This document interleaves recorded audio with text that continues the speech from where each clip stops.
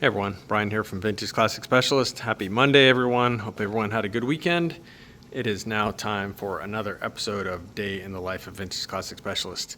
If you're new here, this is our daily video where we talk about what we did today in our little restoration shop here in Orange, California. So, why don't we start with Rafa's day? He worked on this beautiful one family Karmann Ghia here and started some assembly here.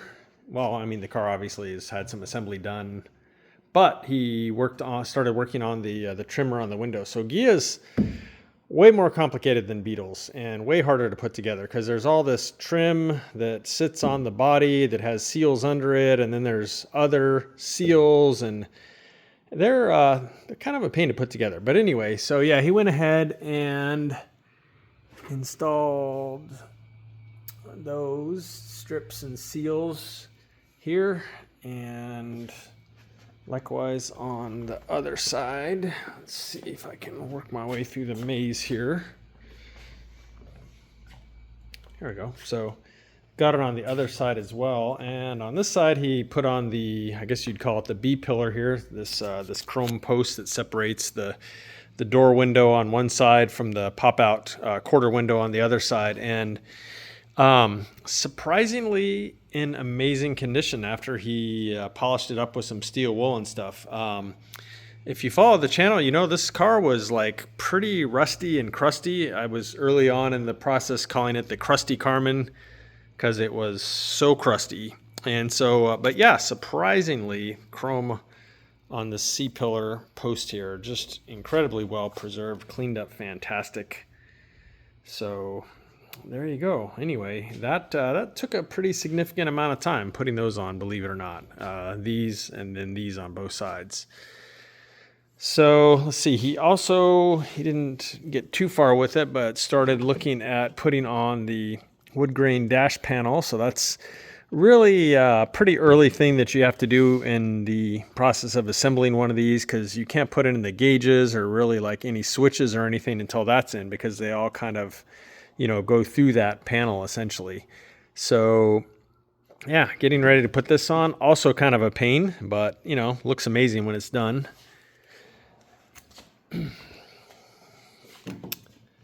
So I think in a nutshell, those are kind of the main things that happened on this car today here. So why don't we talk about what I did today? So I spent all day on Big Blue.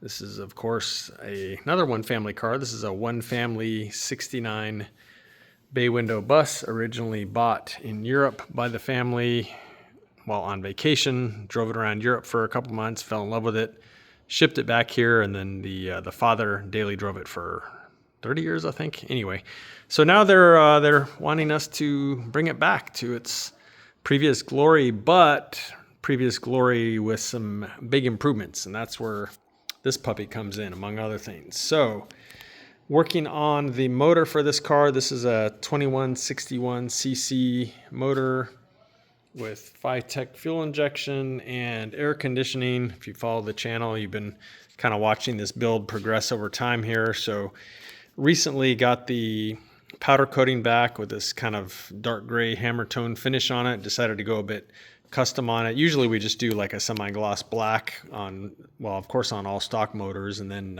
even on hot rod motors, usually we stick to black, but we decided to have a little fun with this one and spruced it up by adding the gray, which by the way goes amazing with the blue.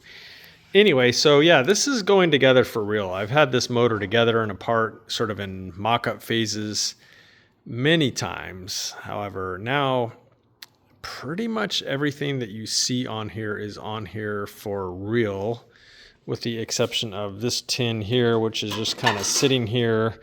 These hoses will have to come off again, of course. And the air conditioner compressor is also just sitting here. But other than those few things, pretty much everything you see on here is on for real, for good, whatever you want to call it. So yeah, coming together very nicely. Of course, like I mentioned, I spent a lot of time mocking things up and trimming things and test fitting things, tweaking things to get it so that once it was powder coated, it, you know, would pretty much just go together, you know, like a puzzle essentially, but a puzzle where the pieces fit, which doesn't really describe this, you know, aftermarket engine tin and stuff when it's new. It's like a puzzle where the pieces don't fit.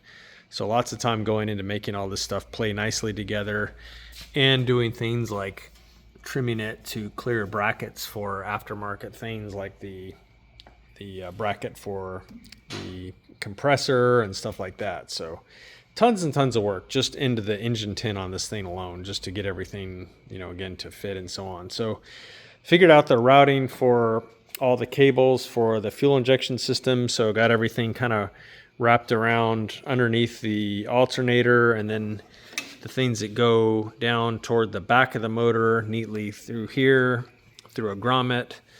And so there's three things here. One is the O2 sensor, the other is oil temperature sensor, and the other is the crank position sensor. So there's actually three cables in here going through. And you can kind of see them down there hanging out. And yeah, what else, guys? I mean, like I said, at this point, everything goes together pretty smoothly because it's all been test fitted and trimmed and stuff a bunch. So yeah, anyway, I will might take a break from this motor tomorrow and work on this. I will come back to that shortly. So that was a pretty good chunk of my day.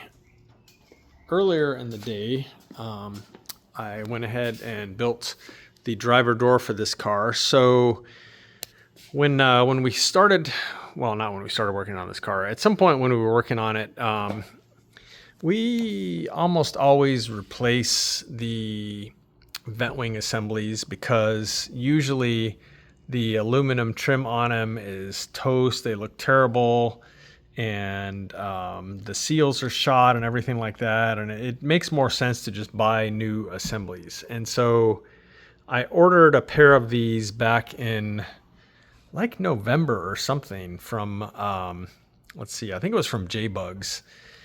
And I didn't notice it at the time. And so J-Bugs will actually let you place an order for something that's out of stock, which I'm not actually a big fan of. However, so I ordered the pair. I think I didn't notice that they were out of the driver's side one. And so we put together the passenger side a long time ago, and, you know, kind of thinking like, okay, well, this one will probably show up any day now. Well, here we are, like, you know, 6+ months later, and they still never provided us the vent wing that we paid for. So I called them up and I said, please cancel that and refund my money for the one. And then I ordered one from the guys in Canada, CIP1, and it was here in like days, literally. So yeah, once I had that, then I could go ahead and finally build out the driver's side here. And so here, I'll go ahead and roll this down. Works nice. A little bit firm because all the seals and channels and stuff are new, but yeah, works very good. So it was kind of a big-ish accomplishment for this car, just having working door windows on both sides now. So that was kind of how I started my day. My morning was basically putting this window and door together. All right, so I told you I would talk about this car. So this is if you're new here, this is a 64 Beetle that was a restoration done by another shop. Owner has had nothing but problems with this car and brought it into us to get an engine upgrade and change the transmission somewhat. And so that is his motor, which is a 1699 cc, so 85.5 pistons by counterweighted 74 crank. Otherwise, basically stock. So that's his motor, and 12 volts. So I've converted the car to 12 volts, which is mostly a matter of just changing bulbs and taking care of the wiper motor. So yeah, it's going to be 12 volts. Got the 1699 cc motor, and he also wanted better freeway driving abilities. So his transmission we sent out to our transmission guy to work his magic on. And so again, this car was a complete again, talking about the white 64 back there. This car was a complete restoration that was quite pricey. We'll just leave it at that. And yeah, this transmission was kind of a mess inside. Some wore out parts. He had to replace this housing right here. This is where the shift rods kind of go through. The hockey sticks run through that, and like the bushings and stuff were all wore out in there. So tons of slop in there. Old parts that were wore out synchros, too much slop in almost everything. Bearings that were obviously like not new and stuff like that. So pretty much replaced literally almost everything inside the transmission. I think the only thing he reused was literally like third gear. Replaced pretty much everything else. Even the differential carrier, he upgraded that to slightly later style. And then we did go with, I think a 412 ring and pinion. Stock was 437, I think.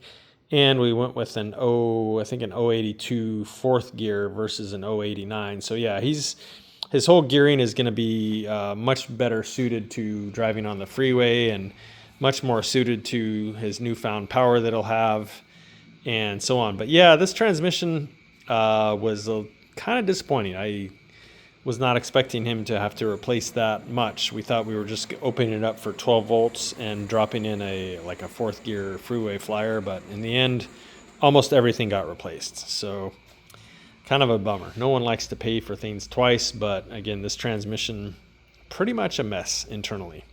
So anyway, so yeah, this literally just came back a few minutes ago.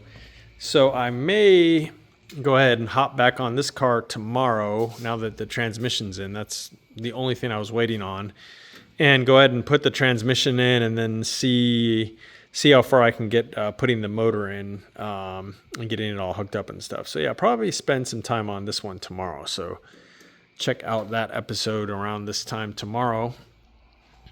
And I think that is actually it for today, everyone. So as always, guys, thank you for watching. Thanks for all the likes, the comments, for following us, etc. Really appreciate it. And we'll see you again tomorrow. Bye.